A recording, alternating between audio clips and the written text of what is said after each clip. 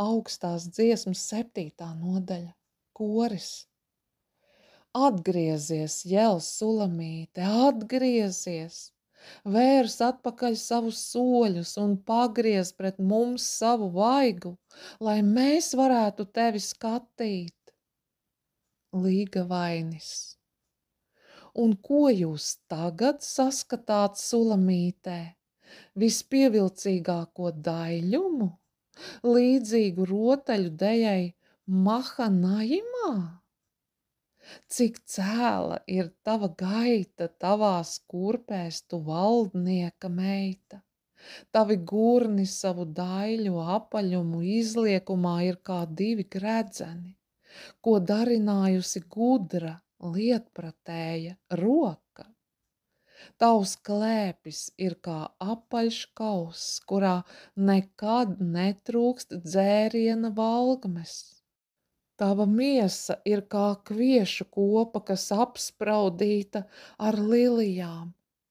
Abas tavas krūtis ir kā divi jauni stirnu dvīņi. Tavs kakls ir kā ziloņkaula tornis. Tavas acis ir dzidras kā Hešbonas dīķi pie Batrabima vārtiem. Tavs deguns ir kā tornis Libanona kalnos, tas, kas noraugās uz Damasku. Tava galva uz tava ķermeņa ir kā Karmela kalns, un tev pār pleciem plūstošās matu cirtas ir kā krokās sakārtots tumši sārts valdnieka purpurs. Pats ķēniņš ir šo cirtu savaldzināts.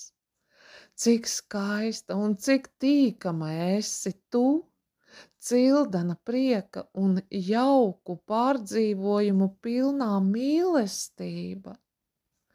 Tu esi augumā smuidra kā palma, un tavas krūtis ir līdzīgas vīna ķekariem.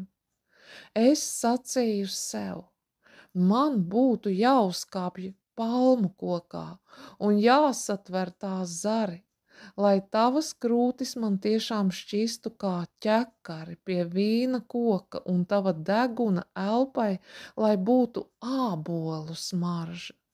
Un tava mute, lai būtu kā labs vīns, kas manam draugam labi patīk, un liek runāt pats naudošo lūpām. Līgava. Mans draugs ir mans, un visa viņa sirds lūgšanās ir pēc manis. Nāc, mans draugs, lai izejam laukos un lai pārnakšņojam ciemos, un lai mēs agri varētu uzkāpt vīna dārzos un redzētu, vai vīna koks rieš pumpurus, vai tā ziedi veras vaļā un vai granātābeles plaukst, tur es tev dāvināšu savu mīlestību. Mīlestības āboli smaržo saldi, un uz novietnes virs mūsu durvīm ir dažādi augstvērtīgi augļi. Mans draugs, es esmu tev tur sataupījusi labākos gan no šā, gan arī pat vēl no pagājušā gada ražas.